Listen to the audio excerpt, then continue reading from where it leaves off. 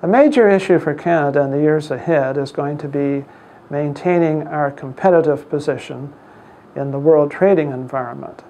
And I'm particularly concerned about our manufacturing sector. Over the past decade, the number of jobs in manufacturing has declined by about 500,000. And there are several reasons for this. One of the most obvious, of course, is that work is located overseas where labor is cheaper. And we're talking about countries in Asia in particular. Now, the cost of labor in China is starting to increase dramatically, but there are still other countries like Indonesia and Vietnam where labor is relatively cheaper than here. And then it's also an interesting fact that the continent that's got the fastest growing GDP right now is Africa, and firms are starting to look at Africa.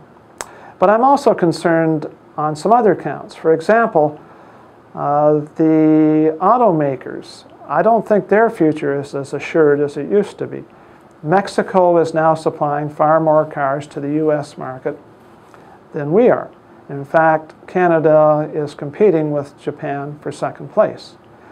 And then there's right-to-work legislation, which started in southern states and has since moved up to the Rust Belt region in places like Michigan and Indiana. And that's removing or further cutting back union presence in the private sector.